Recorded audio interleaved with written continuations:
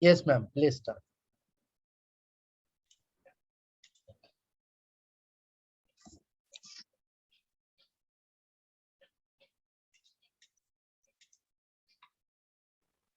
A pleasant evening to all. It is a proud moment for each one of us present here. We begin today's ceremony with the blessings of the Almighty. I welcome all those who believe in the power of dreams and would like to join me in the exploration of our dreams. Yes, it is indeed a dream come true. We have come together on this virtual platform to welcome and open new avenues to facilitate and elevate each other by inaugurating the 8th Forum of iSPELL. It is my privilege to invite our distinguished founder and General Secretary of iSPELL, Professor Ghanshyam, who has worked diligently to bring us together. We can rightly say that he is a man who has set out to accomplish the possible and the impossible. The banyan tree, which was sown with care in September 2020, has spread its branches, and the branches are taking strong and powerful roots. I welcome you, sir. I deem it a great honor to welcome our honorable executive committee members who have accepted our request to initiate the Tamilnadu Forum. I wholeheartedly welcome Pramod sir, Pramod Dengle, the man who is always behind the scenes in all Sunday sessions. We welcome you, sir, for inaugurating the forum. Thank you, I'm ma'am. profoundly delighted to welcome my dear friend, Professor Samuel Rufus, Assistant Professor of English, Madras Christian College, Chennai, for accepting our invitation to deliver the keynote address amidst a busy schedule. I warmly welcome Professor Varadarajan, Assistant Professor of English, Tyagaraja College of Arts and Science, Madurai, for his magnanimity to chair today's inaugural session. We are honored to have you with us today, sir. I welcome you, sir. I welcome the elegant lady, Dr. Fatima Farzana. She'll be taking the lead and master today's ceremony. With an open heart, I welcome all the distinguished professors, colleagues, friends, research scholars, and students who are going to make this day special with their virtual presence. Once again, I welcome one and all to the inaugural ceremony. Without further delay, I would like to hand over the session to the Master of Ceremony, Dr. Fatima Farzana, Assistant Professor of English, Sri S. Ramasamy Naidu, Memorial College, Satur. Let me introduce her to the forum. Hers is a short and power-packed bio. She has published 3 anthologies of poems titled Reflections, Breeze, and Crown of Thorns in 2012, 2014, and 17 respectively. She cleared her UGC NET in the first attempt while doing her 3rd semester in PG in the year 2013. She has published a total amount of 27 papers in the UGC listed journals and was awarded PhD in 2019. Some of her notable achievements are: she is a certified National Geographic educator. She has completed 64 online courses through Coursera, HarvardX, edX, Swayam, and NPTEL. An educational blog with open educational resources for UGC NET aspirants and college students are available. She was awarded Outstanding Research Scholar of the year 2018 by UGC for most papers published in a year. Kalakar Creative Writer Award for Poetry was given to her, and she has helped nearly 275 students clear UGC NET till date. She has convened and organized multidisciplinary conferences. She's a member of the steering committee for the SSR preparations for NAC peer team in our college. She's a certified guitarist and an artist. With these words, I leave the platform to her. Welcome, Farzana. Thank you, ma'am. That was a splendid welcome that you gave. Good evening, good afternoon, and good morning to all the respective participants, wherever you are. It is my honor to be your master of ceremony today. True initiation is a response to an inner calling. It requires that you face personal challenges heroically and experience a genuine rebirth into a new way of being. Today marks the dawn of a new age, an age of creativity, learning, and teaching. As the saying goes, there is no end to the universe. Likewise, there is no end to inspiration, just a spark that excites all. That being said, let me introduce our General Secretary, Dr. G.A. Ghanshyam. When I saw Dr. Ghanshyamji's bio, I was reminded of Steve Jobs. Let me quote his statement. If you are working on something that you really care about, you don't have to be pushed. The vision pulls you. Unquote. He is a man of rhetoric as he has delivered 100 talks till date. He has 26 years of teaching to his credit and 96 research papers. He has edited 14 books, a true scholar of the day. He was awarded the Associateship of Indian Institute of Advanced Studies, Shimla. He is also the Fellow of Royal Asiatic Society of Great Britain and Ireland and Fellow Guild of Independent Scholars, International University of Humanities, Social Sciences, Costa Rica. So my dear participants, we can expect a magnum opus today from our GenSec. Over to you, sir. Thank you very much, Dr. Fatima Farzana. Indeed, it's a pleasure to be here on the platform of iSPELL again today for the second time. Just at 4 o'clock, we started our Sunday Sahityik Satsang and completed it at 5:45. And again at 7 o'clock, we are here to inaugurate the 8th forum of iSPELL, Indian Society for the Promotion of English Language and Literature.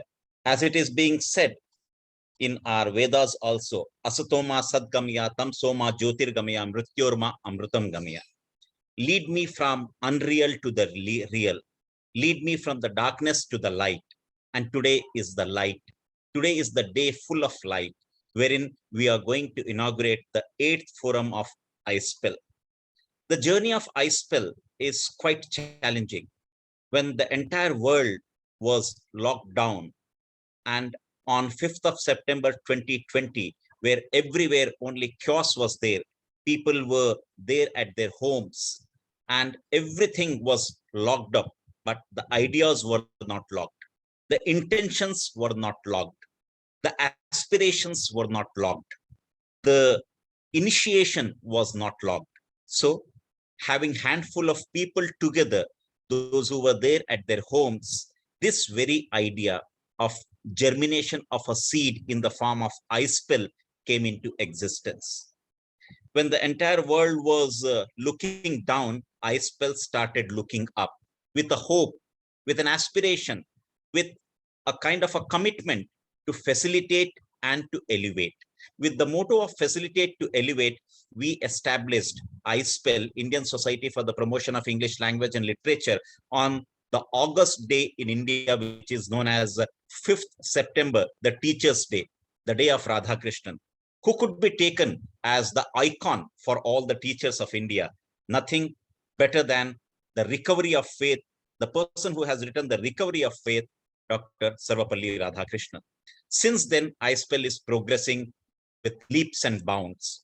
We have till today 9 MOUs signed with various universities and prestigious colleges. We have organized 2 international FDPs with Rewa University. We have organized 1 international FDP with Manipal University, Jaipur campus. We have organized 2 international conferences. We have organized 1 certificate course on Shakespeare. We have organized 1 more workshop on how to prepare for NAC accreditation with the institution with which we have signed the MOU. We have 3 student forums of iSPELL, and we have 7 forums of iSPELL, and this is the 8th forum of iSPELL. Together, we have brought many of them on the platform of iSPELL, and our flagship program, which is known as Sunday Sahityik Satsang.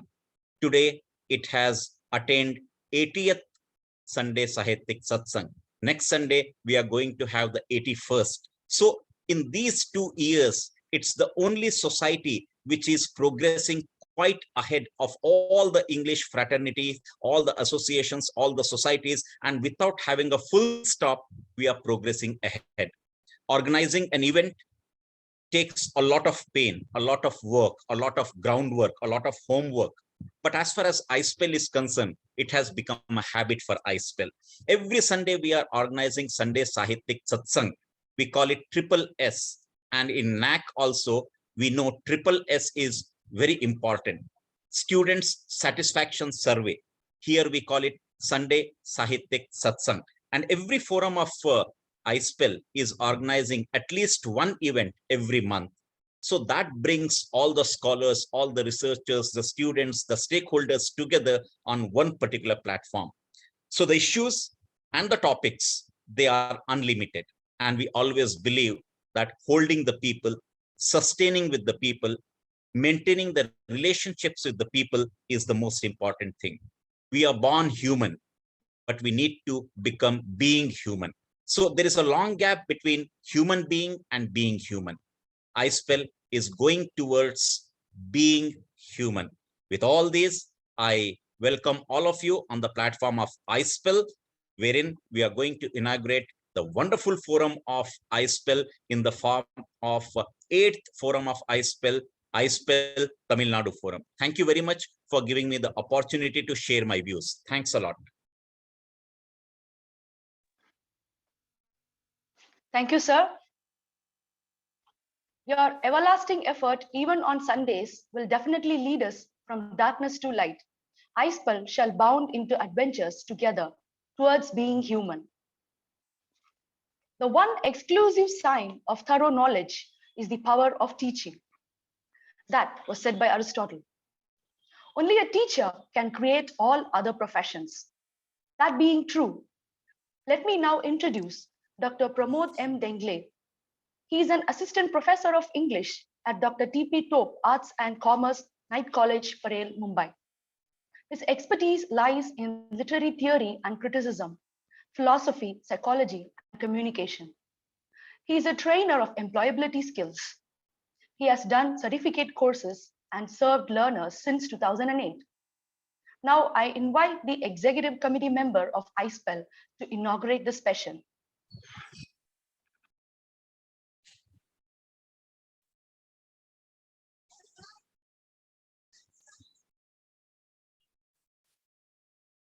Good evening, Dr. Fatima ma'am.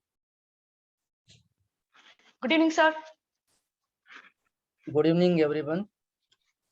I would present National Executive Committee members a slide just to introduce you.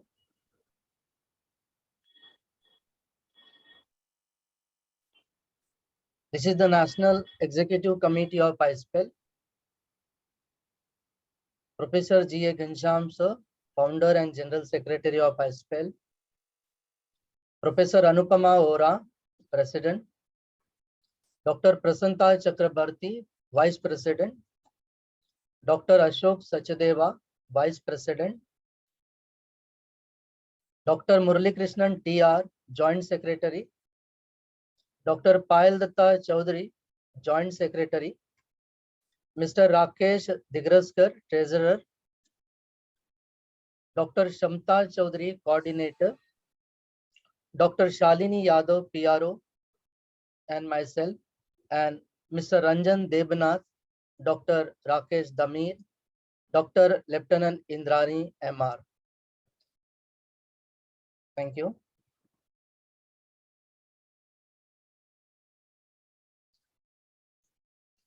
I feel honored and privileged to be invited as guest of honor to inaugurate the iSPELL Tamilnadu Forum today.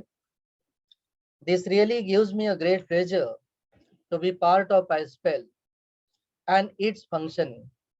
I am obliged to Professor Ghanshyam, Founder and General Secretary of iSPELL, for his constant support and motivation, which keeps me enthusiastic to work for the society. I am thankful to Professor Anupama Ora, the President, who continues to appreciate me whatever little work I do. And I am equally grateful to all executive members of iSPELL for their support and appreciation. I am thankful to Dr. S. Jayanti, coordinator of iSPELL Tamil Nadu Forum, for inviting me today. Indian Society for the Promotion of English Language and Literature, popularly known as iSPELL, was founded on 5th September 2020 by Professor G. A. Gansham, Professor of English and Directorate of Higher Education, Chhattisgarh, and the General Secretary of iSPELL. With the support and cooperation of founder members during the high time of Corona pandemic. Despite challenges and difficulties, iSPELL continued to organize Sunday Sahityak Satsang, inviting resource persons across India and abroad. To date, iSPELL has celebrated 80 Sunday Sahityak Satsang, and this shows the commitment of the society in our field of English language and literature. To manage a society is a difficult task, but Professor Ghansham's devotion, vision, time management, and leadership skill worked well in the success of the society. And the registered participants, who include teachers from KG to PG, professors, research scholars, students, continue to join and appreciate the way iSPELL offers an engagement into the field of English language and literature. President of iSPELL, Professor Anupama Hora, Vice President Dr. Prasanta Chakrabarti, Vice President Dr. Ashok Sachdeva, Joint Secretary Professor Murli Krishnan TR, Joint Secretary Dr. Payal Datta Chaudhary, Coordinator Dr. Kshamta Chaudhary, and other 7 members are part of the National Executive Committee of iSPELL, who are from across the country and play a very significant role in the success and functioning of iSPELL with their innovative ideas, commitment, and devotion. iSPELL has organized 3 one-week online faculty development programs, online international conference and online workshops in collaboration with universities and colleges. iSPELL has around 9 MOUs with university and colleges, focusing the need of the students. To date, iSPELL has 7 active regional forums in Chhattisgarh, Tripura, Rajasthan, West Bengal, South Karnataka, East Maharashtra, and Assam. And the 8th one is being inaugurated today. The concept of forum was introduced by Professor G. A. Gansham, aiming at the regional needs, interest, and expectation of the teachers and students for their enhancement of skills, knowledge, and communication. All the forums have complete freedom for their functioning and decision making, though they are bound to the bylaws of iSPELL. iSPELL and its forums offer platforms to teachers, professors, research scholars, and students, and the platform which inspires all of them to get involved in their respective teaching areas or research. I receive the feedback from teachers and students who state that they used to imagine to have such kind of engagement, but nowhere in India was found or seen. Further, they continue to say that those professors who used to organize such type of events are reserved in their communication, and their treatment was or is very hierarchical. Such treatments had or have distant teachers and students to work in the mainstream. But when they learned about the platform of iSPELL, they got very much happy and excited, stating that this is the platform they were waiting for and used to imagine.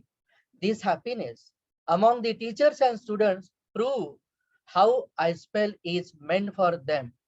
Today, we have Dr. S. Samuel Rufus as keynote speaker to talk on the topic, the latent liberative power in theory. And from this perspective, I would like to say that iSPELL has a structure which generates a fixed meaning, though the meaning fluctuates in context and in presentation, following post-structural shift of having temporal but revolutionary meaning which has been an inspiring tool to feminism, post-colonialism, and other hierarchical interpretations like Dalit literature and diasporic literature. Psychoanalysis will foreground the iSPELL's executive members, whose personal and past relations will support the objectives of iSPELL to spread the message in an influential way. Finally, iSPELL is open to members following reader response theory, and our participants will interpret the existence and progress of iSPELL. But I request all the participants to constrain themselves from post-truth theory to avoid lies and negative interpretation about iSPELL. Thus, I formally inaugurate iSPELL Tamil Nadu Forum and wish the team a great success for further engagement for the benefits of members. I am sure Dr. Jayanti, who herself is a disciplined and creative in her approach, will take the forum at the height of remarkable presence in the state of Tamil Nadu with her skills, rapport, management, and communication. I do believe her vision and hard work will lead the forum as a platform of you attitude, that is, teachers and students centered. I declare the forum has been inaugurated formally and congratulate Dr. Jayanti and her team. Once again, I am grateful to all of you. Thank you for inviting me. Thank you. Thank you so much, sir. Thank you so much. It is going to be a word of inspiration for all of us. Sir, We will for surely do inaugurating as you and are introducing to us expecting the from Hall us. of Fame of iSPELL. The vast aegis of iSPELL, founded on Teachers' Day and the International Day of Charity, shall break hierarchies and charge the brigade. We assure you that we will all do our best.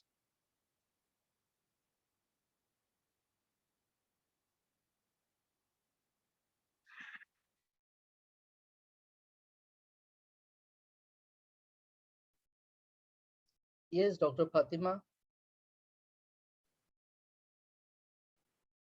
I think the connection is lost. Yes, sir. That's it. She's there. Fatima She is muted now. Yeah. Please. Yes, sir, I'm back. Okay. Okay, thank you, sir, for inaugurating and introducing to us the Hall of Fame. And let us move on with the most awaited part of the session, the speech by Dr. Samuel Rufus.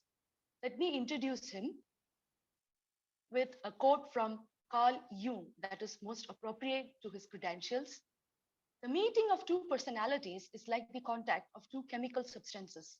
If there is any reaction, both are transformed. Dr. Rufus is here to transform us all with his ideologies. He makes windows where there are walls. There is nothing outside his discourse.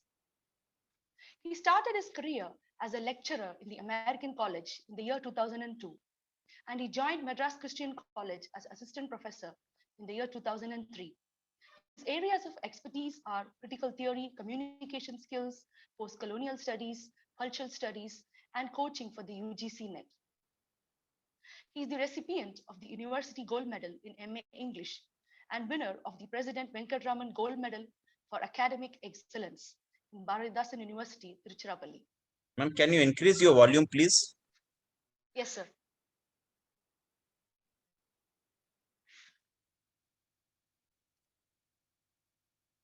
He has been a resource person and he has delivered more than 100 speeches till date.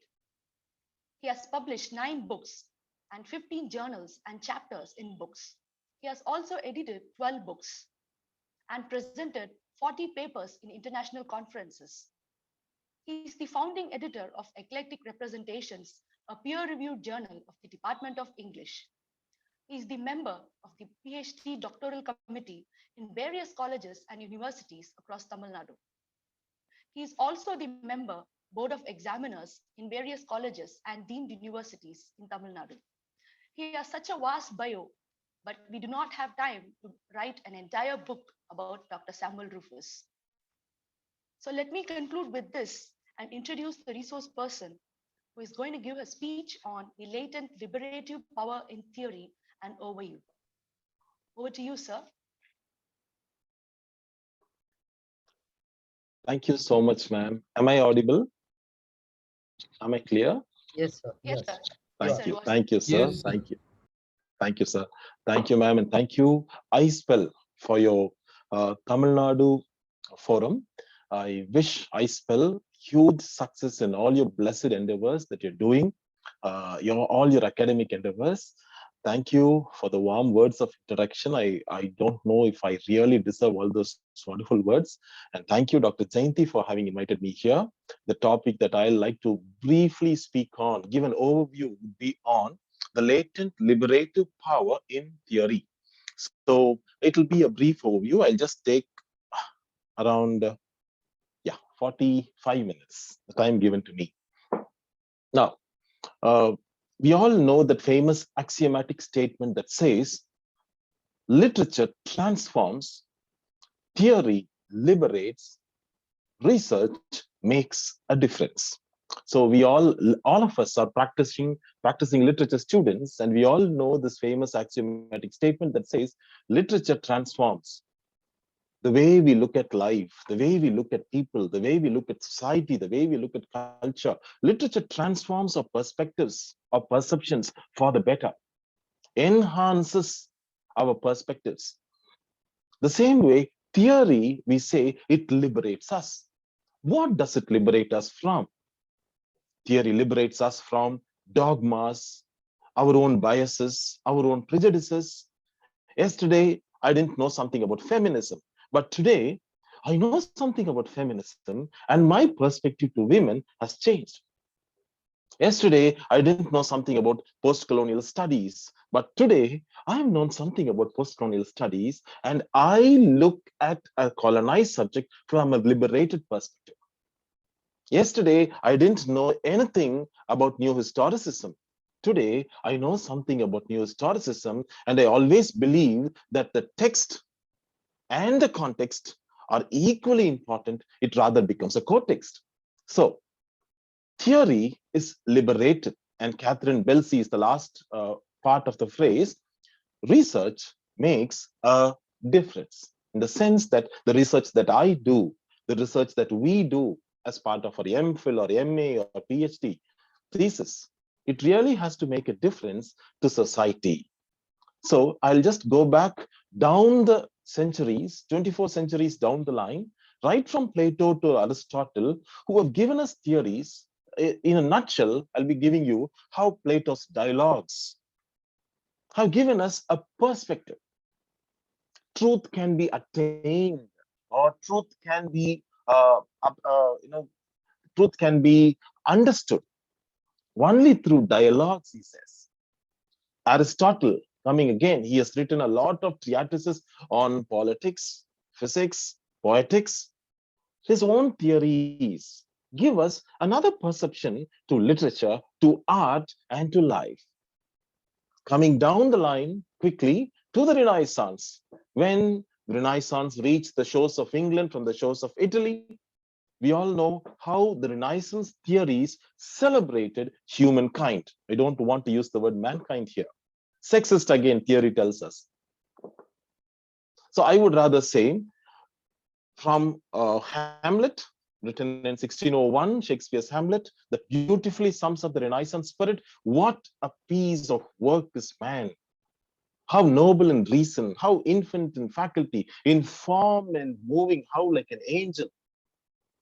What a piece of work is man. A theory that for the first time celebrated humans for their intrinsic worth, for the aura that Walter Benjamin talks about in his 1935 essay, The Work of Art in the Age of Mechanics, the aura of human beings that is celebrated in this particular Renaissance period, time frame. We should thank, obviously, some of the Renaissance humanists who gave us such theories that not only empowered, but also liberated humankind. How did it empower? How did it liberate? The humanists, please, let's all remember this, as most of us would have known, the Renaissance in England, they never began with the poets or literary souls, not like that. Never. It all began with the humanists. The humanists were in sharp contradistinction with the religious people. Because for the religious people, it was the religious books that gave the moral code, the law code for society. But the humanists believed in the basic essential good nature of humans. And so they drafted civil codes based on the human condition. And there were pioneering humanists who went all the way from England to the 5 different places: Florence, Bologna, Padua, Venice, and Rome. They went to all these 5 places. Why? On a quest. In all of literature, we would have found this beautiful word, no, quest. Just last week, I was telling my second MA students about this word, quest. You and I and we and us, all of us are in a quest. A quest makes our life beautiful. A quest makes our life interesting. A quest makes our life more engaging. So here they were on a quest in search of new learning, we call it. They went to these 5 centers. They were there for years and years and years. They studied Greek and Latin. They studied the classics.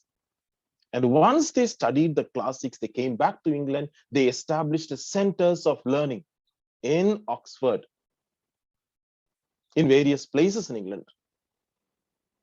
And what happened as a result? We got what is called new theories of learning. We should also remember that the basic aim of the humanists was to empower through education. What iSPELL is beautifully doing, facilitate to elevate. Oh, what a noble line. I loved it. No, to elevate, to empower.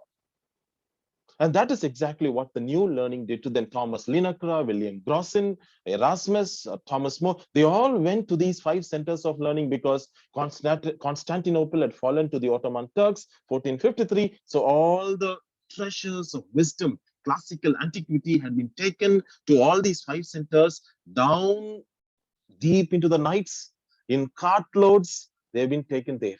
So in a quest, they went there. And they wanted to share this new learning with England.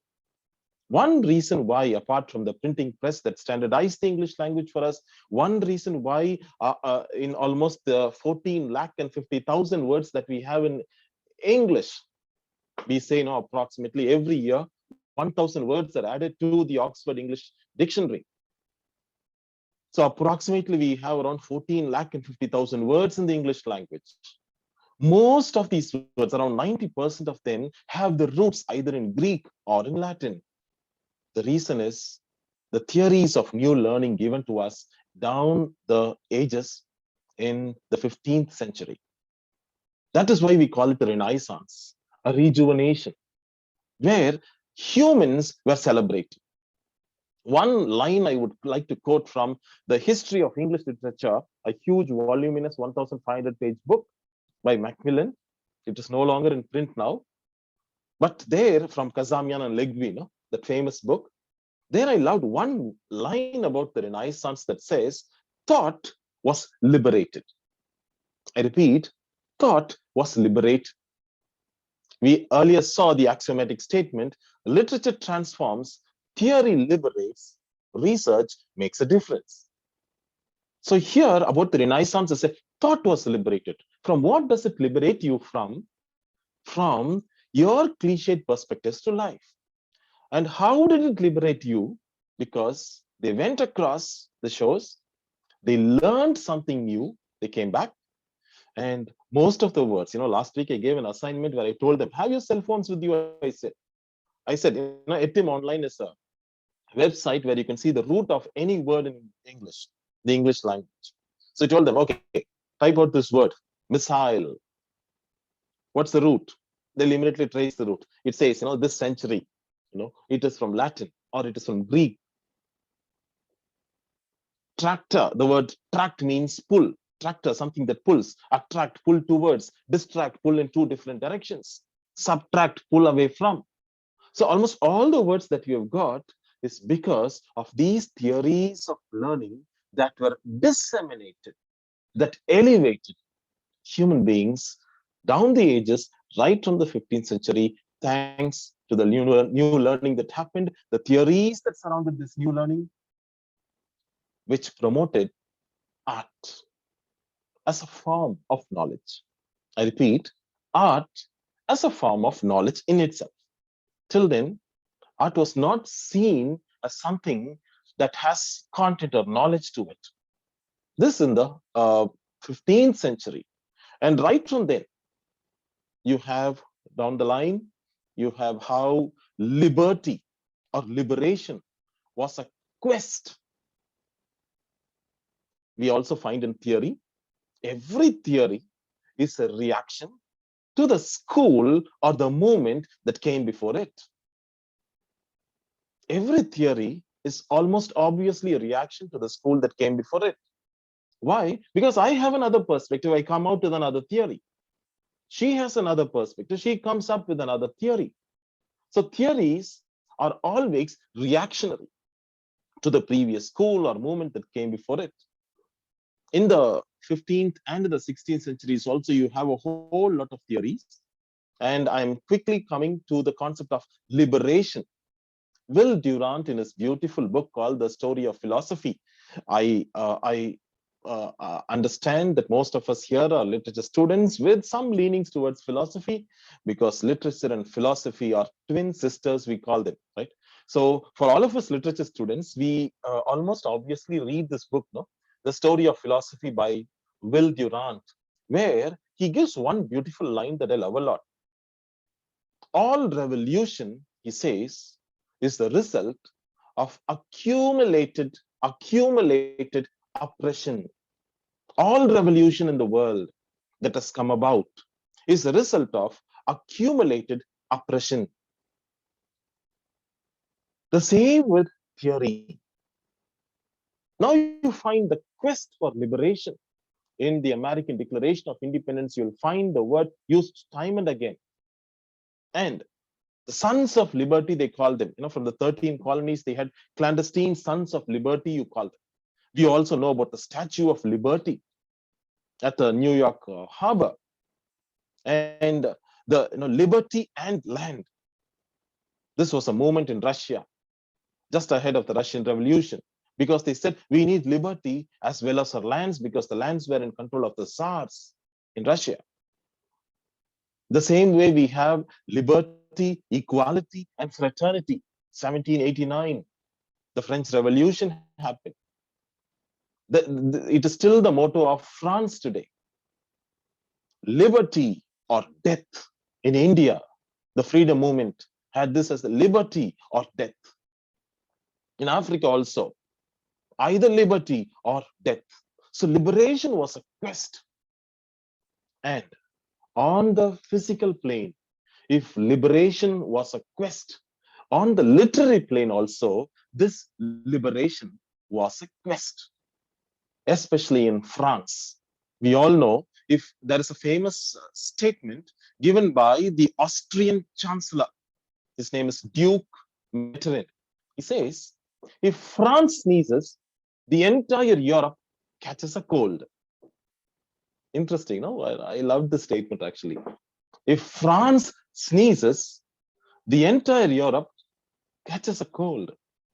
That means whatever happens in France impacts the whole of Europe. About the butterfly effect, we say, no? If a butterfly flutters in Australia, a tornado appears in Antarctica. France was known for its mighty theories of liberty, theories of liberation. And that is why they said if France catches a sneezes, the entire Europe catches a cold. The impact. Catherine Belsey, in one of her books, it is titled Culture and the Real, a professor of English again, Professor Catherine Belsey, we all must have known her very famous book, Critical Practice. The next book is Culture and the Real.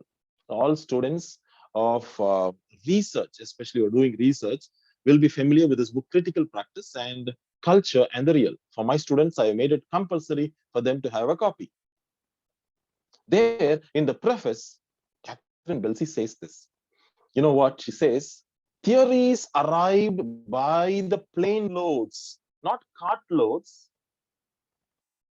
not hand loads, by the plane loads in planes, quick theories arrived by the plane loads from France to all across the world. Such was the impact of France because they were agents of liberative thinking or agents of change.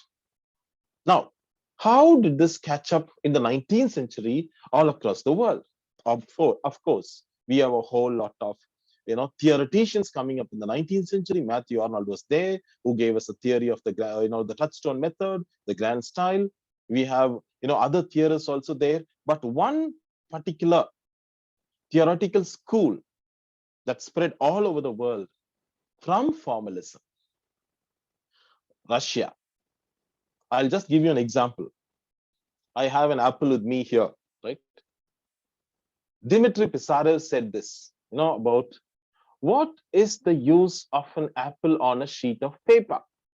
It serves no use. The 1830s, especially 1840s, when Russia wrote literature, the literature was only literature of propaganda.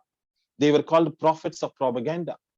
That is why he says, what is the use of an apple in art? What is the use of an apple in a sheet of paper? I would rather have an apple that I could slice it, cut it down into halves and halves, and then eat it, rather see something on a sheet of paper or in art. The utility of literature, the functional use of literature. That is when formalism as a theory came up, and they said, why don't we look at the world from another perspective? I told you, theory liberates. So formalism gave us a new perspective, a liberative perspective. If I ask you just now, how many of you here know, where was your father educated in his kindergarten? Where was your mother educated in her primary school? What was the name of the favorite teacher of your mother? What is the name of your favorite, or father's favorite teacher? What is the name of your father's favorite friend? If I were to ask you this, you'll say, sir, why do you ask me all those things? Most of the time, we take our friends, our family members for granted because familiarity breeds content. Familiarity, as they say, breeds content. So we take things for granted. How many of you know how many windows are there in the classroom where you're put up? How many of you know how many windows are there in the house where you stay? I used to ask my students, my dear kids, how many of you know the steps that you had to climb up before you came to your class? Most of the time, we don't recognize, our eyes are not open to all these intricacies. So the Russian formalist said, make it strange, defamiliarize. So, by defamiliarizing something, defamiliarizing a work of art, by making it strange, what Bertolt Brecht would call alienation effect, the distancing effect. I look at my own father from a different perspective, my own friend from a different perspective, an enhanced engagement with the text. I'm just using a father or a mother or a friend or a brother as an example. Defamiliarization as a technique, as a theoretical tool. The same with the new critical school. So in the 19th century, art was looked at from a very scientific perspective. The lot of accusations that came up against literature and the arts in the 19th century, we all know, provoked the formalists, the new critics, the practical critics. I'm not going to them now because of the short duration ahead of us. But let me tell you this, we then came up with an interesting device. We called ourselves literary surgeons. Sir, only a doctor can call themselves as surgeons. How can a literature professor call themselves as surgeons? This is exactly what the new critics did.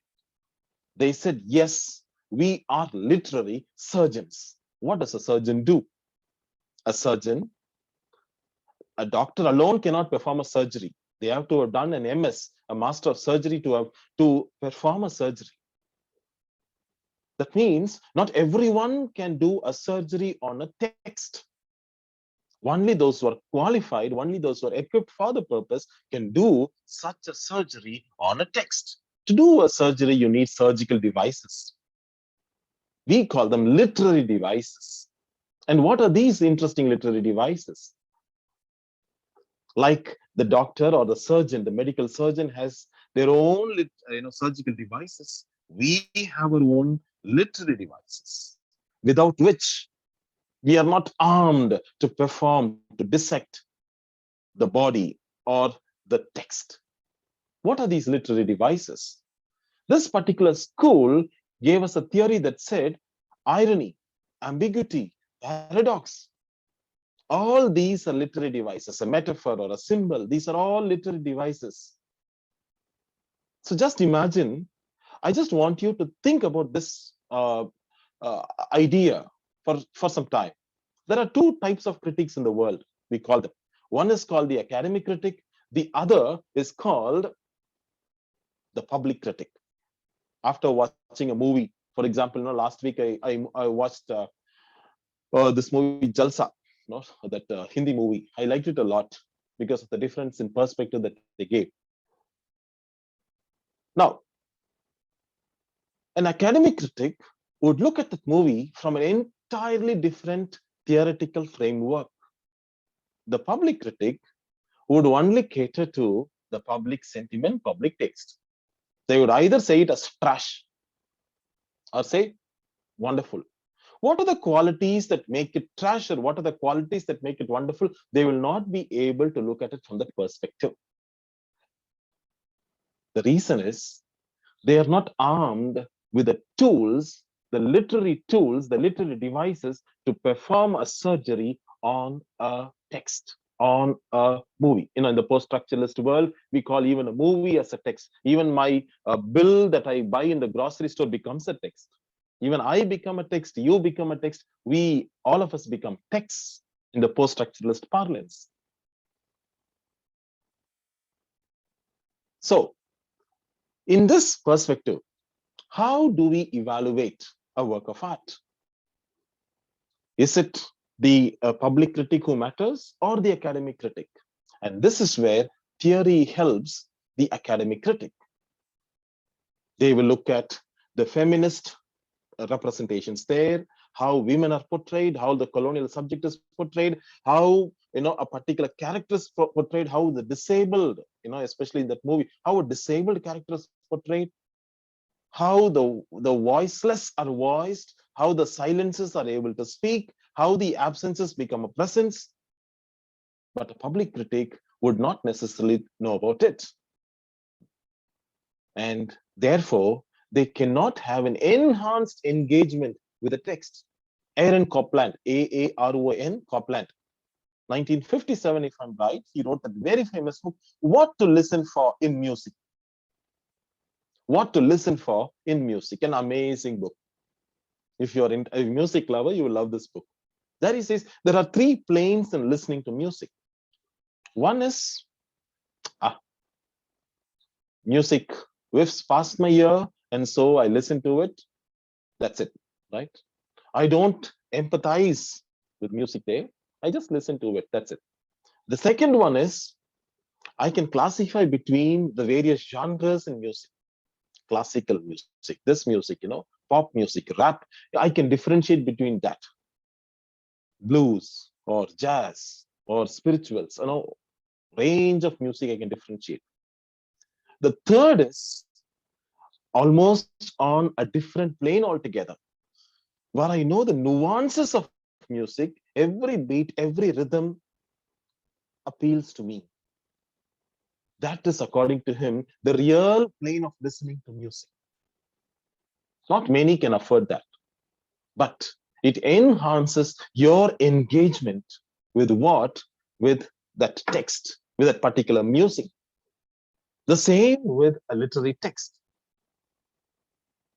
My perception, now Simone de Beauvoir's famous 1949 book, The Second Sex, where she talks about one is not born, but becomes a woman. What a shocking statement, no? One is not born, but becomes a woman.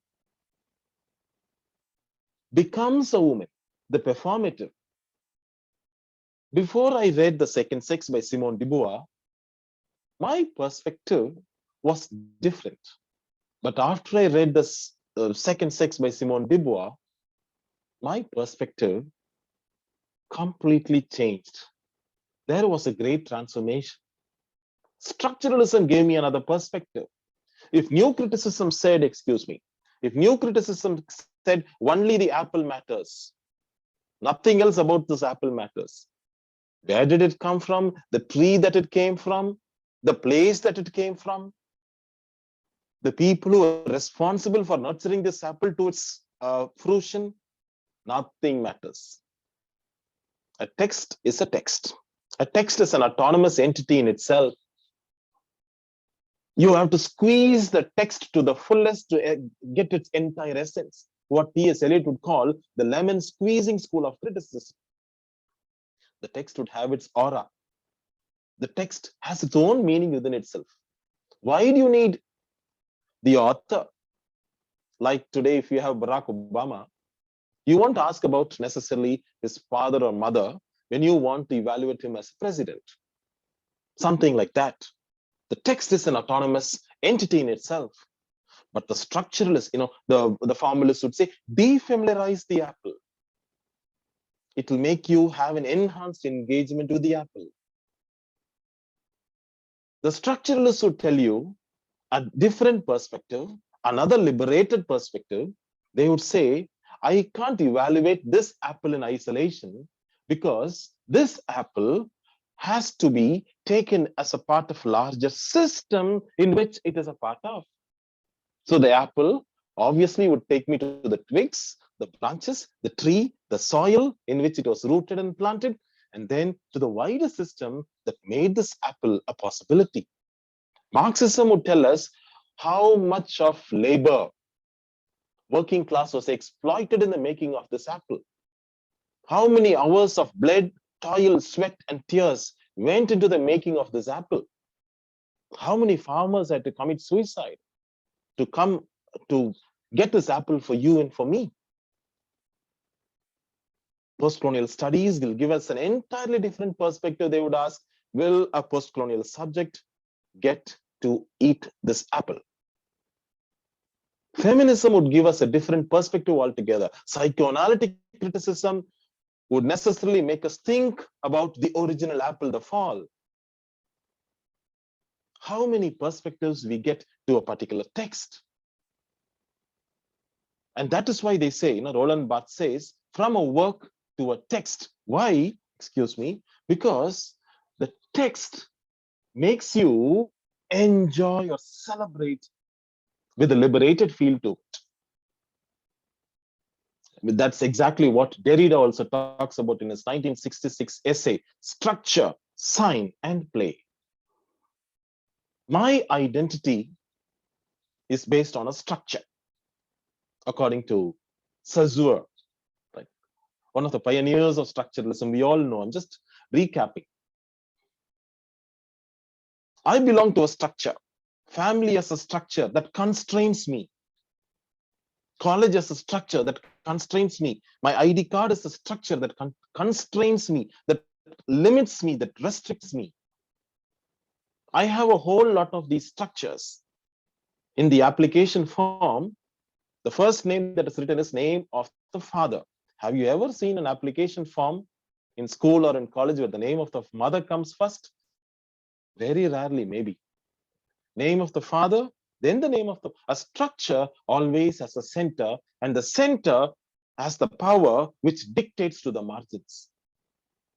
That is why Derrida says structure should be moved away. It should be decentered, because when there is a structure, there is a center. So when it's decentered, there is free play, he calls it. And what is free play? Liberation. He uses the word liberation there. free play is liberation. Structure and sign give way to free play, which is liberation. What Roland Barthes also talks about, work to a text. Our identities. Now, in the 19th century only, we got this interesting concept of how our identities are framed by ideologies. Some of the ideologies that limit us. 1929, if I'm right, Sigmund Freud came up with this beautiful work. It's called Civilization and its Discontents. I was born free, like Rousseau says, no? Born free, but civilization has curtailed me, has shackled me. Discontent of civilization, Sigmund Freud says. My identity is based on the ideologies. Please remember this, ideologies are subtle. Identity, it is what we choose. So identities are chosen. Ideologies are subtle manifestations. They are not necessarily openly manifested. That's why it's called latent. We talk about, ideological state apparatuses that Louis Althusser and the Sisha, Michel Foucault talk about. My identity, be it a cultural identity or an identity based on my abilities. He's a plumber, he's a foreman, he's a teacher, he's a doctor, he's an engineer. Identity based on ability. Professional identity. Ethnic identity. National identity. Religious identity. Socio-political identity. Religious identity. Gender-based identity. These identities are structures that are given to us by these ideological frameworks. So when I miss out on one of these identities, I lose my sense of belonging. That is why in Imaginary Homelands, Salman Rushdie gives us that very famous line where he says, what does it mean to be an Indian outside of India? Just imagine, no? Just imagine that you are outside of India now. You are thinking about India. You are thinking about India. Your heart is in India. So you are thinking or longing about India.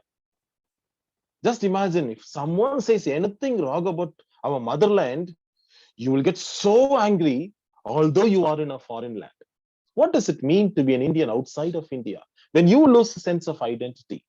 So identity is a part of the ideological state apparatus. We all know the state gives me my identity as a teacher, as a professor.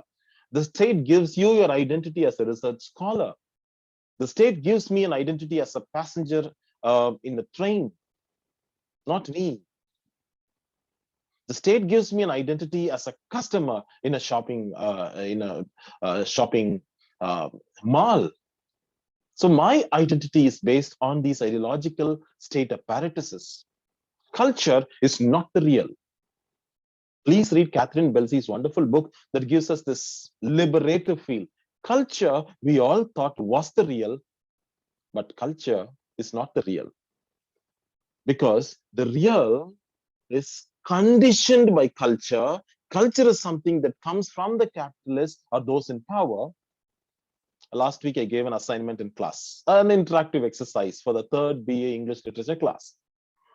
Some of them might be here also. So I told them, 3 of the kids, I asked them to go out and stand there. Far away from the class, I asked them to go and stand far away from the class. And then I told the class, see, I was in a podium kind of a structure, an erected platform exclusively meant for teachers. So I was standing on the podium and then on the erected, elevated platform. And then I was telling the class, who is the most vibrant kid in this class? Topper, class topper, I asked. They said, no, Mr. X. No, Mr. X or Miss Y, that's it. Then I told the class, no, Miss A, her name begins with the letter A, right? Miss A is the most vibrant, is the most talented, is the most dynamic in class. So when the head of the department asked me for a report about the class topper, I write down a name and give it to the HOD. The HOD in turn passes it on to the principal. The principal passes it on to the university. Now she's awarded a gold medal. Now the 3 kids who are waiting outside, they come. Then I asked them, who's the class topper? Who's the most vibrant? They all pointed out to the same boy or the same girl. They have been there for 3 years in the class. They've known each other very well. And they have studied them, observed them for almost 3 years now. And they say that this person is the best or the vibrant in class. But I don't know anything about the class, but just because I am in a seat of power, in a position of power, because I am in an elevated position and I have access to power, I pass on a knowledge. What is that knowledge? Miss A is the most vibrant kid in class. Now look at this. This is exactly what Michel Foucault tells us about power, how it is connected with knowledge, and how knowledge gives us our truths. So all the grand narratives in the world, especially Marxism or Christianity, that Nietzsche or Lyotard tells us, 1978 famous book, he says, the postmodern condition, a report on knowledge, he says, these grand narratives that have the guise of truth have assumed the position of truth only because they are very close to power. Now we understand how power connects with knowledge and how knowledge is conditioned by ideology and how ideology gives me and you and we and us our identities. Now, when I look at it from a post-structuralist perspective, I always look at the power as a conditioning factor. Power always celebrates presence. Power is not concerned about the absence. But there are absences that are waiting to be celebrated. Thomas Gray's Elegy written in a country churchyard, you find the beautiful line, many a flower is born to bloom and die in this desert air. Many a beautiful flower is born to bloom and die in this desert air. That means many wonderful voices, vibrant voices, because they are not close to power. That's what new historicism tells us. If Shakespeare is famous today, or William Wordsworth is famous today, or Edmund Spenser is famous today, let's all remember that they were patronized by the king or the queen. Power. Maybe there might have been a person who was more intelligent than John Milton or Shakespeare or as Edmund Spenser or Sidney. We don't know. New historicism goes into all these power structures that made truth a possibility. That is why post-structuralism celebrates truths. To me, I would say in all celebration, that Telugu is the best language in the world because I speak Telugu. And I'm right about it. I would say with all celebration that Tamil is the best language in the world or Hindi is the best language, and I'm right about it. But I can't necessarily ask you to celebrate my language. My father is the best father in the world for me, not for you. Your father is the best father for you in the world, in the entire world. That's why in post-structuralism, we celebrate identities. We don't have one English. It is a celebration of Englishes. We don't have one history. It is a celebration of histories and histories. We don't have one truth, but truths and truths and truths. We don't have one identity. Identities. There is no grand narrative, but there is a suspicion towards grand narratives. I will never believe in those grand narratives because all these grand narratives that have come down to us have come down to us only because they have been close to power centers. That is why Michel Foucault says we need an insurrection of subjugated knowledges. What Raymond Williams would call residual culture. There is a dominant culture, there is an emergent and a residual. We need an insurrection of these subjugated knowledges, and post-structuralism tells me celebrate those absences, celebrate those silences. 3 S I would give you and 3 M's I would give you. One is Post-structuralism, liberates us because it makes me celebrate silences, stigmas, stereotypes. I repeat, silences, stigmas, and stereotypes. Next one is misrepresentations, misinformation, and misconceptions. 1978, that famous path-breaking pioneering book on post-colonial studies by Edward Said, it is subtitled Misconceptions of the Orient.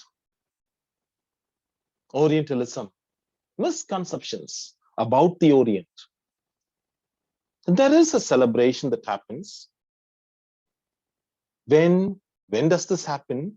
When there is a blurring of the binaries. When East meets West, when the black meets white, when the fair skin meets the dark skin, there is a blurring of the binaries. There is a liberation that happens. And the Bakhtinian carnivalesque. We all know, no, carnivalesque, the concept of carnivalesque, a joyous celebration of these multiple identities. These pluralities happens there. Birds have always been, symbols of liberation. In Jane Eyre, Charlotte Bronte's Jane Eyre, written in the year 1847. Yes, one of the pioneering feminist works, I would say. There she says, Jane says, I am no bird and no net ensnares me. I am a free human being capable of thinking independently for myself. Look at this, how radical. Most of the statements there by Charlotte Bronte for her protagonist, for her mouthpiece Jane Eyre, would be very radical. The last chapter 37, you'll find, reader, I married him. He did not marry me. 1847, when Victorian consciousness was marked by Victorian prudery, Victorian women were not, able to come out of their houses.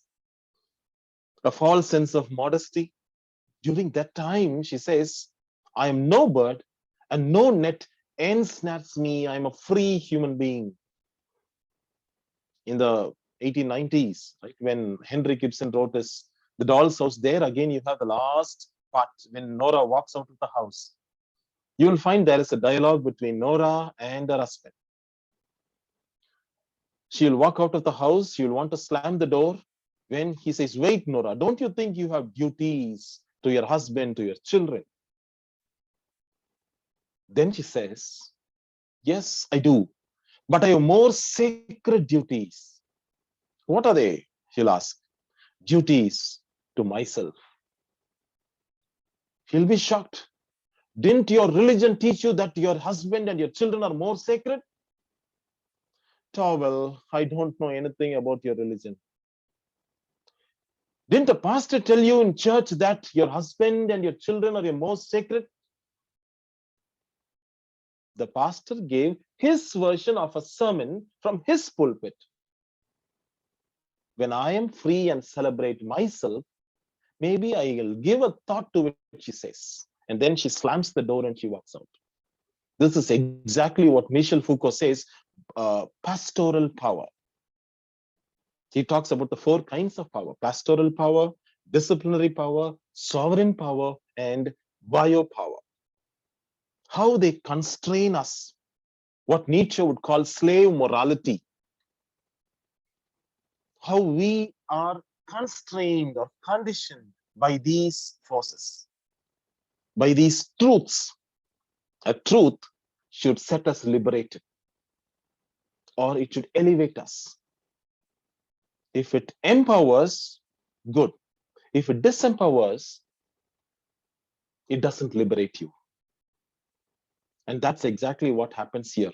I would just like to end with a wonderful quote by Walt Whitman, where he says, I celebrate myself, I sing myself.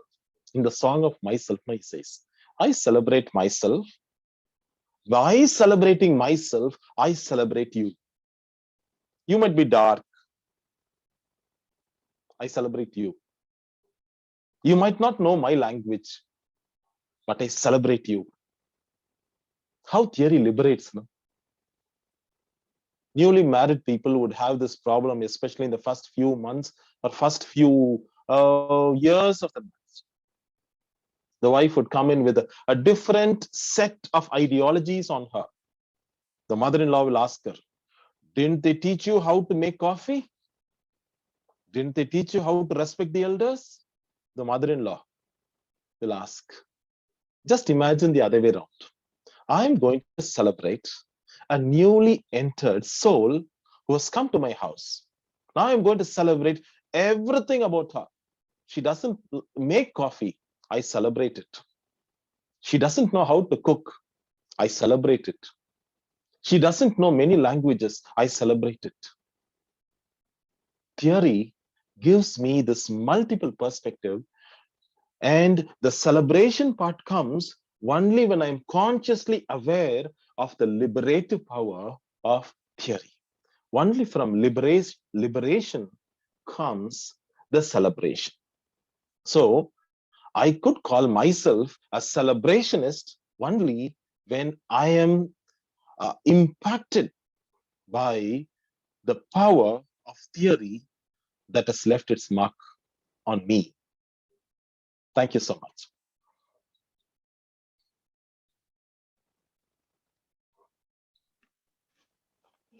Thank you, sir. That was indeed a great and an enlightening discourse that you have given us.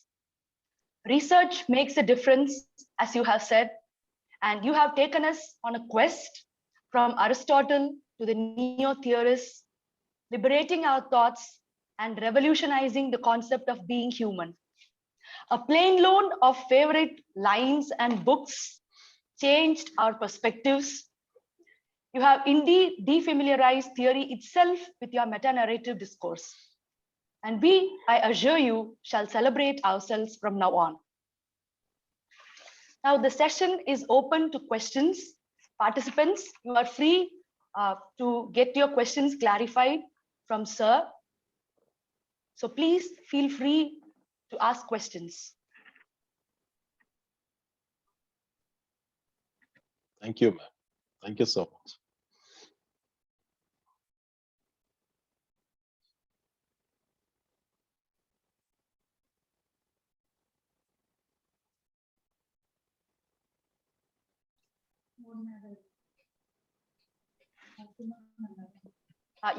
Participants, you can type your questions in the chat box and we will get through to you.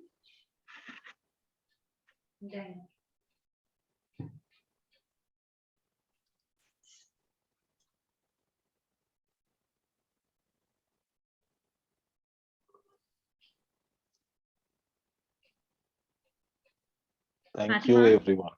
Yeah. Fatima, I think sir has been very clear in his deliberations. So Yes. I think there are no questions at all. And Okay. thank you so much, Professor. Thank you, ma'am. Thank For you your so much. kindness, for accepting our invitation. Thank you, sir.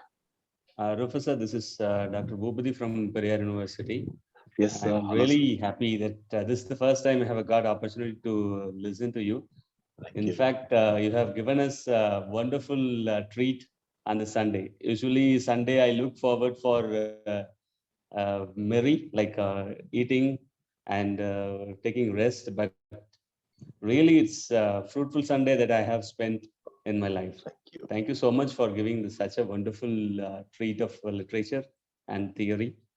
And I have to thank my good friend Pramod here for sharing me this wonderful day. Thank you, my dear friend Pramod, and all my dear friends. And thank you for such an initiation. Thank you, everyone.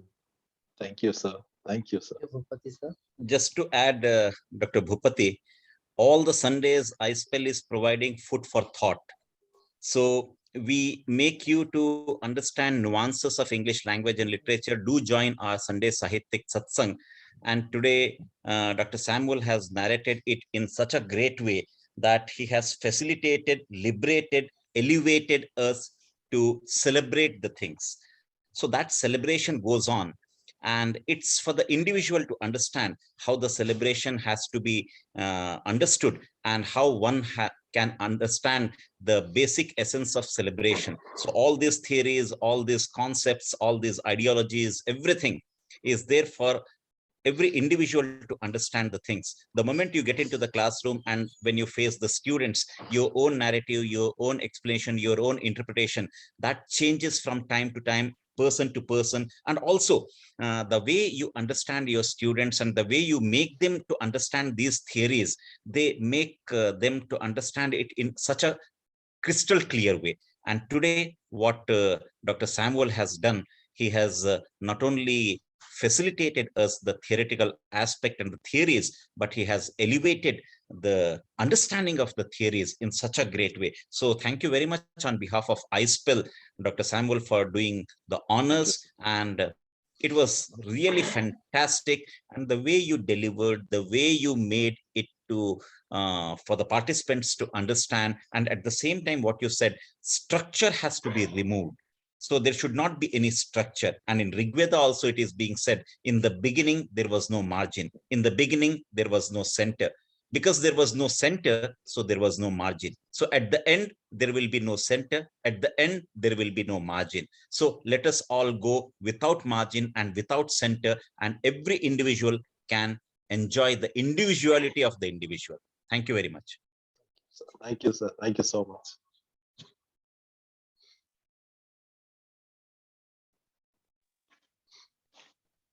Thank you, sir. Moving on to the next session. Brian Tracy once said, "The future belongs to the competent, so get good, get better, and be the best." With over 21 years of teaching experience, Dr. T.S. Varadarajan is truly a guru of today. He has published 21 research papers in various national and international journals. He has attended more than 30 online courses, webinars, and evaluated MPhil and PhD theses. Let me highlight here, he is a member of the doctoral committee, editor of journals, and chairman of the boards of study in various institutions.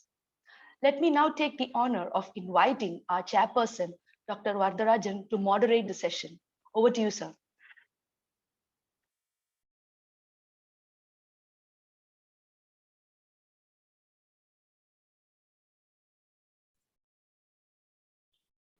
Dr. Varadarajan, sir. Sir, are you here? He is there, but his microphone is muted. Okay, now he is Now, there. yes. I came, sir. Yes, Thank sir. you very much for the wonderful opportunity that you are giving. Almost persona have done my job in a particular way. In a nutshell, they did. And listening to Dr. Rufus has been always good. I had a chance to listen to him when he was giving an FDP in PhD or Krishnamall College, Coimbatore recently. And coming back to what I have to do as a chairman of this particular session, let me take just 60 seconds to thank the authorities concerned, starting from Dr. Ghanshyam, whom I had a chance to listen to his administering Viva was recently, again 2 months back during pandemic, followed by Dr. Pramod and Professor Jayashree of SRM College to give this particular opportunity. And straight to the business, whether you believe it or not, I took 12 pages of notes of what Rufus has talked about. Let me actually just give a glimpse in such a way. It should be like giving an overall view of what actually Dr. Rufus has wanted us to understand. And he began at 7:25 exactly, and he thanked iSPELL for giving him this rare and very effective opportunity also. And he began talking about the title of his presentation, where he just gave how literature transforms and how it gives perspectives, starting from to talk about literature, then how theory is capable of liberating anyone by way of eradicating our dogma or removing our colonized mind, like, and then to end with how research that can make a huge difference in our life. as teachers or as scholars or anybody for that matter. And he moved talking about Plato, Aristotle, and their way of giving importance to dialogue, thereby talking about a lot of things, how truth can be attained only through dialogue like. And then he talked about the Renaissance in particular, how Italy had something to offer and how England took the opportunity to give a new perspective to English people by way of reading classical literature, thereby making a mark that is Renaissance. And that particular Renaissance feature he quoted from Hamlet, how that giving importance to anthropocentric nature of what a piece of work is man, from man-centered perspective he gave. And then he also talked about the important aspects of a theoretical framework that believed in how it has to empower people and how it has to be liberated. So empowering and liberating should be there. And religious text did not give that particular opportunity, whereas humanistic tendencies made a huge difference in terms of giving importance to the nature of the human condition, he added. And then he actually deconstructed the term quest in different perspective, talking about how it was unavoidable or how it has got its own intensity, why it is beautiful and engaging like.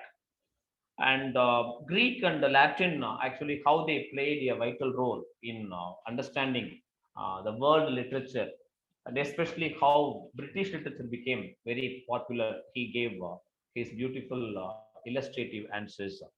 And then he spoke about how to elevate somebody through facilitating. That actually he talked about the way the English people like Erasmus and Sir Thomas More visiting the country Italy to different parts, 5 centers he just talked about. And then on a quest they came and they were able to transform whatever they gained in that particular way. And then his quotation from Gazamia also uh, was it's a special mention when it comes to Renaissance. Thought was liberated. That was one could find in the psyche of English people, especially when we were trying to liberate from any cliche that he actually talked about.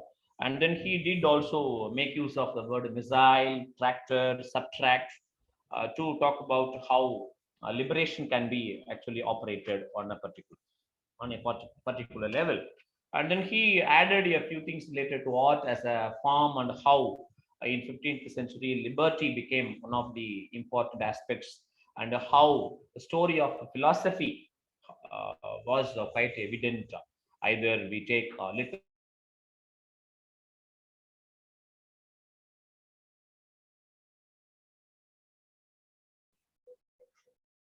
Hello.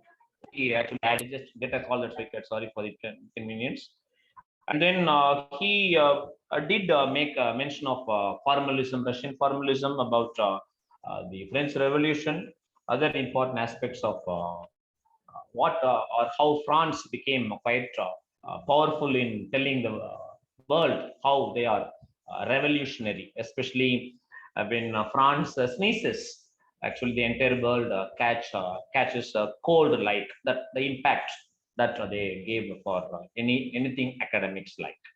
And then he also made a mention of Catherine Belsey's Culture and Real, and he wanted us to see culture with a pinch of salt, not taking it as a whole kind of thing. And then he was very much for the touchstone method, or the grand theme that Matthew Arnold was actually wanting us to understand the greatness of a text.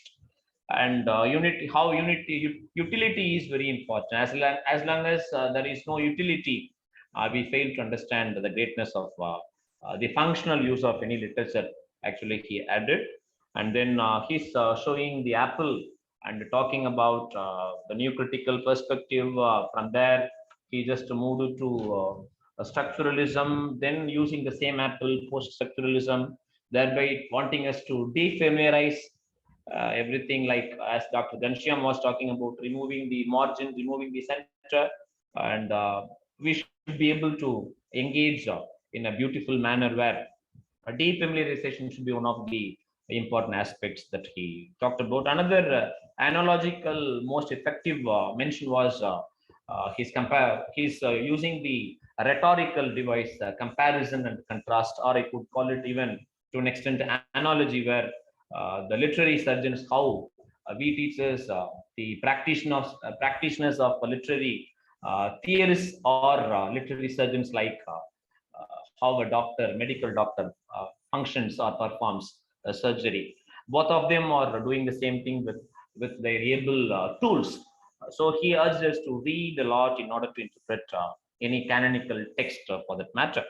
And then he also added the importance that we give to public critics and academic critics with regard to watching a movie or seeing anything. If it is if the perspective of the academic critics is to setting benchmark in a particular way, whereas the public actually is lured by the aesthetic sense a film can supply. And public criticism should also be taken into account in order to have a bird's eye view of what the movie is all about. Sometimes, we get great men do not play stage tricks under the doctrines of life and death. Only a little man can do that. He is one of the greatest sayings. And he quoted later Aaron's 1957 What to Listen in Music, and his segment on talking about music went on to talk about second sex, born to become, and then Simon de Beauvoir's second sex reference to those things. And then he talked about, he showed, demonstrated that Apple, if I would call it the Rufus's Apple effect, where he actually made the audience understand how new criticism is different from structuralism, from their post-structuralism. Like he also made a mention of that lemon squeezing effect of T.S. Eliot, and then structuralism, etc. And one of the important aspects that we got it from his understanding of the punning on or different functions of the term Apple. Marxism worries about the way labors are exploited, or post-colonial studies talk about whether the apple can be consumed or eaten. And then feminism talks about, again, what from a philosophical notion of either we call it Newton's apple or Milton's apple, for that matter, psychoanalytical, that adds more relevant to Newton's and Milton's apple. And variety is the spice of life. That is what he's putting something in a nutshell. And next, he, towards the end of his lecture, he just made a mention of the structure, Ferdinand de Saussures structure, where family, everything is seen as a structure. Either you go working in Madras Christian College, by him is a structure. In my case, working in Tyagarajar College, Madurai, is a structure. And Dr. Jayanti is from SR Naidu, or for that matter, the ID card wears by a boy or girl. Everything is actually structure that he talked about. Roland Barthes' work to text, and Derrida's deconstruction, and free play. Free play is one of the important aspects he talked about. He made a mention of Rousseau's how a civilization disrupts or curtails something that people will have to talk about. And then he made a beautiful distinction between identity and ideology, as ideology is like a subtle manifestation, whereas and latent, and whereas identity is like a kind of state apparatus. And he did make a mention of Louis Montreux's the historicity of text and textuality of history, or Michel Foucault's professional identity, ethnic, regional, religion, socio-political, and so on and so forth. And he, towards the end, he added Salman Rushdie's how a patriot of India could feel when the country is actually criticized by others, like outside of India effect. and practical examples actually made his lecture quite powerful and power. And he one of the most important aspects of his talking about this liberative theory is about power, and he gave a lucid and beautiful, convincing example of how power operates from everywhere. Power structure, either you take Michel Foucault or any theorist or new historicism for that matter.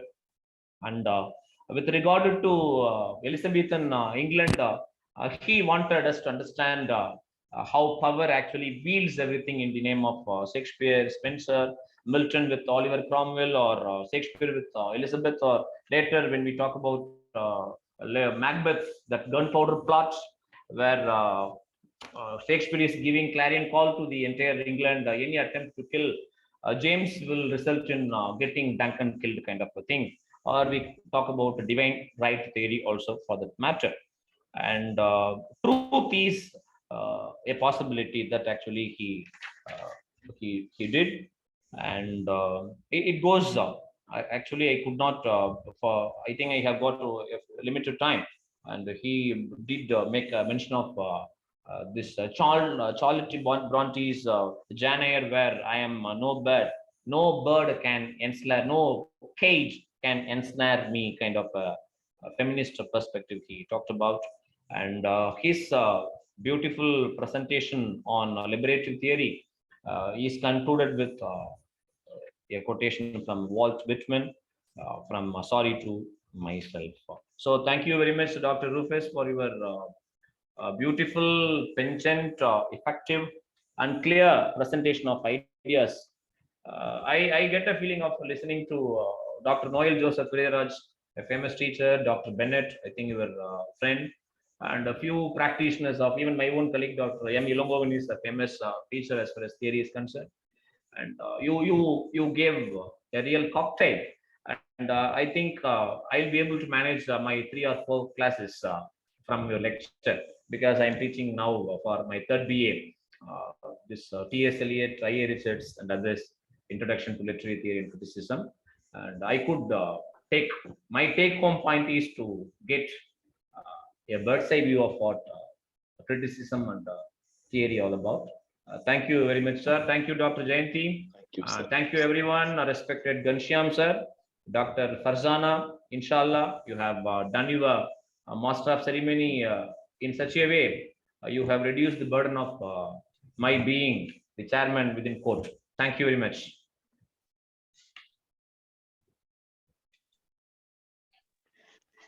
Thank you, sir, for the precise recap and the moderation that you have elaborated on Dr. Rufus's speech. The Apple effect has indeed affected us all. With this, I request General Secretary Dr. Ghanshyam ji to reward all our resource persons with their certificates. Please, sir. Yes, Dr. Farzana, I'm there. Who is displaying the certificate? Okay, right. Yes, sir, it is being displayed, sir. Yeah. iSPELL Indian Society for the Promotion of English Language and Literature, today it has inaugurated the 8th forum of iSPELL, wherein we had a wonderful deliberation on theoretical aspect and theories by Dr. Samuel. And it always gives immense pleasure not only to understand the nuances of literature and language, but also to come across and to know the people, to get together and to have a wonderful network with the people. The fraternity of English must increase. The basic aim and the purpose of forming this kind of a society is just to facilitate the stakeholders and to elevate them. Until and unless we elevate ourselves, we are not going to elevate the stakeholders and the society. So the community development has to be there. The kind of a participative learning has come into the focus, and that's the essence of establishing this kind of a society, wherein with the motto facilitate to elevate, because experiential learning, participative learning, these are the basic essence of learning. And what's the outcome? As Dr. Varadarajan has pointed out, he has taken notes on various things related to Dr. Samuel's talk today. And the same thing is there. What's the takeaway? The takeaway is the essence of the talk. The takeaway can lead you to take at least 4 to 5 lectures, 4 to 5 deliberations with your students, with your colleagues, with your what you call them as stakeholders. So that's the essence of today's Sunday Sahityak Satsang, and we celebrated it in a much better way. And there could not be any better way than celebrating this particular event, inaugural event, in the form of an academic activity. So I request the organizers to display the certificate. Okay. So this certificate goes to Mr. Pramod Dhengle, who is always, we call him as the background artist. He is the one who is the key behind all the happenings of iSPELL on every Sunday. He is the person who is known as the playback singer of iSPELL.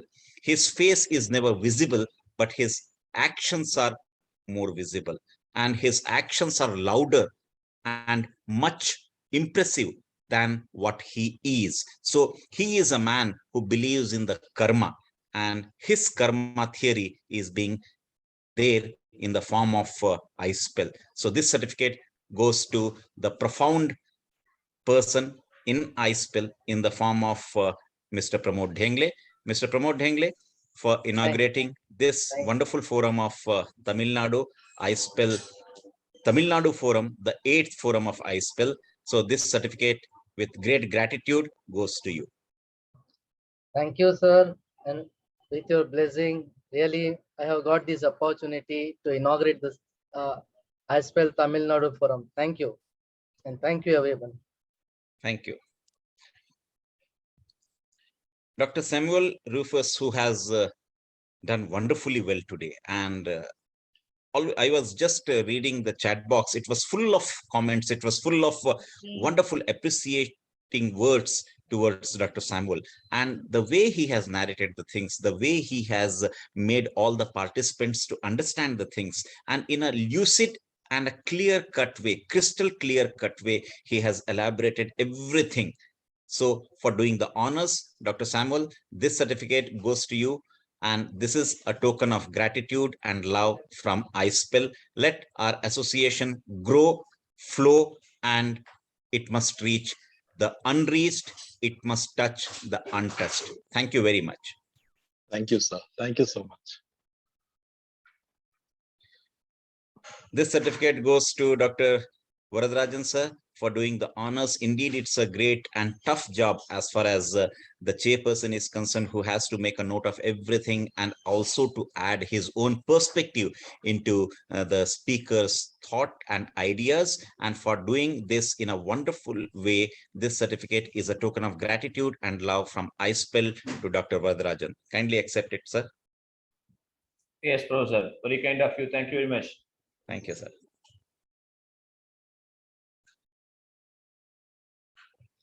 The captain of the boat, Dr. Farzana, she started the event, and she is the one who took the event, and she is the one who was there throughout the event. And for doing the honors, being the master of ceremony of today's event, this certificate is a token of gratitude and love from iSPELL to Dr. Fatima Farzana. Thank you, sir. Thank you so much. Most welcome.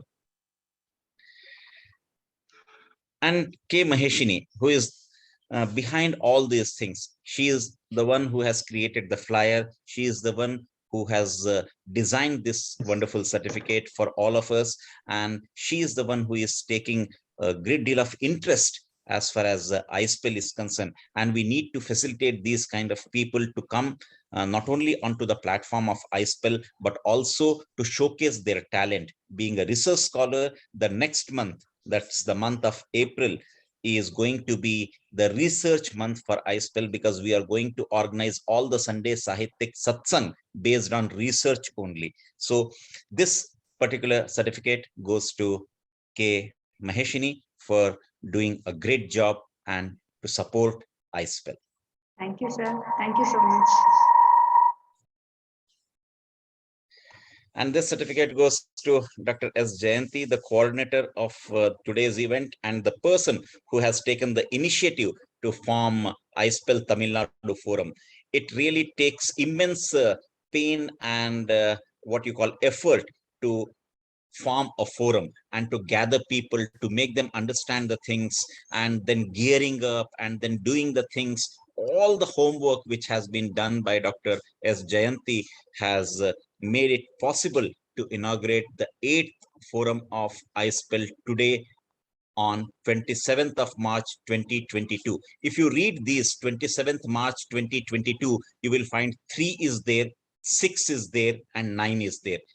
3 2s are 6, 3 3s are 9. So all these 3, 6, and 9, they are there today.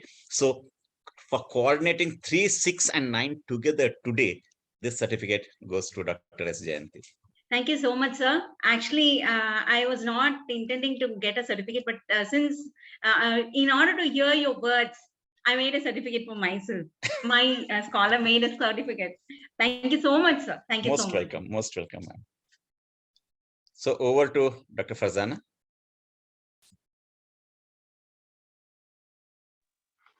Thank you, sir, for giving away the certificates. We have come to the end of this session, but of course, the most important part where we offer our gratitude to all those who have been with us throughout this journey. Let me quote from Shakespeare. "But soft, what light through yonder window breaks? It is the east, and Juliet is the sun." Unquote. Let me call back the sunshine glinting over mountain tops, the daylight of diamonds, the rare starlight of dreams, our beloved convener and event coordinator, Dr. S. Jayanti, to conclude the session. I also take this time to thank Dr. Jayanti for giving me this wonderful opportunity to be the Master of Ceremony and also to have connected me with great people from iSPELL. Thank you, ma'am. Over to you. Thank you, Farzana, for those beautiful words. I'll come to the finale of this grand function.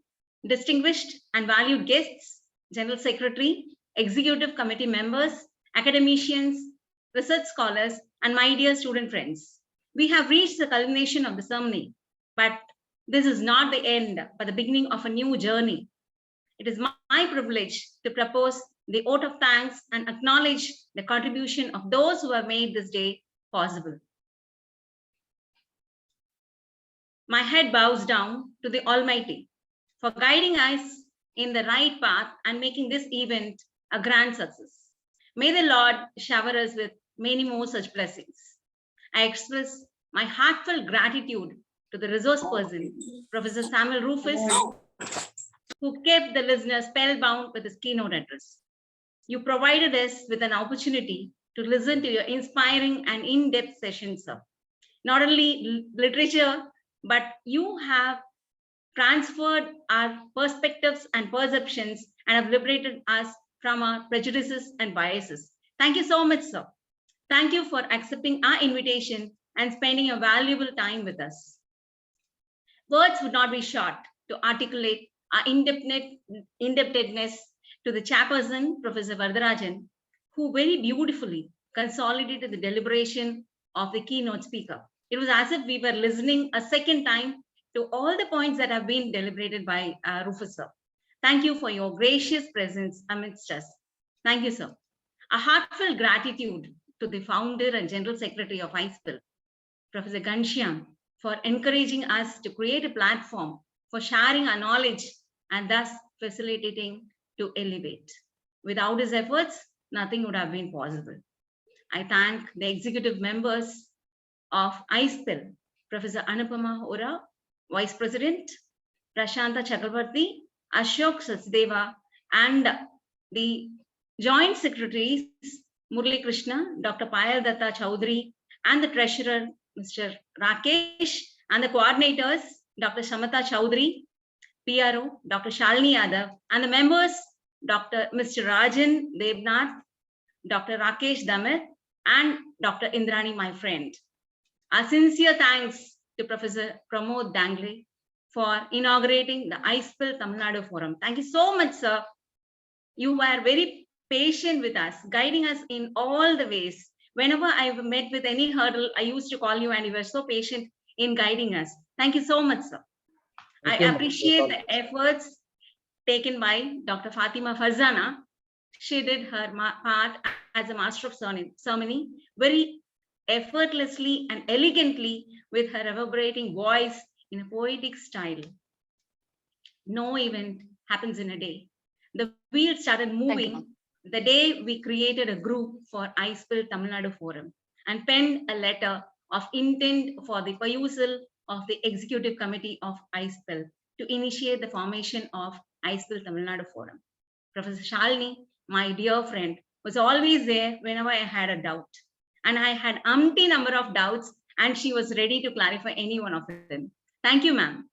I thank my brothers, Ganesh and Tanesh, who always encouraged me in all my efforts. I thank all my friends who supported me in all my endeavors. My appreciation goes to Ms. Maheshini, research scholar, for her dedication and active support as a tech coordinator for this inaugural ceremony. She very diligently and patiently worked everything to perfection. God bless her. Without the participants, this program cannot be a success. I'm so happy to share with you that we reached the 100, and there was a technical hitch since the YouTube link could not be relayed, but the videos will be uploaded in the YouTube link shortly.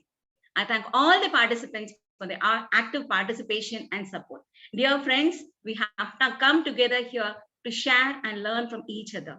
Do contribute to the progress of the teaching and learning fraternity. Let us come to the grand finale with the words of Mary Parker Follett. Give your difference, welcome my difference, and unify all differences in the larger whole. Such is the law of growth. The unifying difference is the eternal process of life, the creative synthesis, the highest act of creation, the atonement. Thank you one and all once again for being part of the inaugural ceremony. Thank you so much. Thank you very much, my dear friends, Ganesh and Tanesh. Thank you, Yes, sir. Thank you so much. And I request all the keynote speakers and resource persons to please turn on their camera so that we can take a photo. Ganesh, you please be there.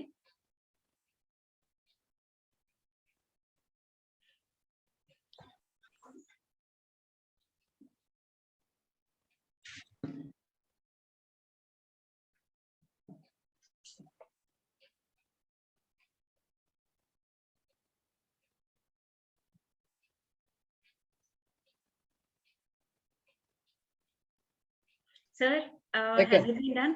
Yes, thank you so much, sir. Thank you so much, sir. As usual. Ganesh is smiling quite well. And thank you, Pramod, sir. Nice meeting you, sir, after a very long time. Thank you all. Thank you very much, Dr. Rufus, Ghanshyam, sir. Thank you, sir. Thanks a lot. Jayanti, ma'am. Thank you all. Thank you very much. Thank you so much, sir. Thank you. Can we leave, ma'am? Yes, sir. With the permission of the General Secretary, sir. Yes, ma'am. Can we wind yes. up the Thank you, ma'am. Thank you. Thanks Thank you a lot. so much, sir. Thank you so much, sir.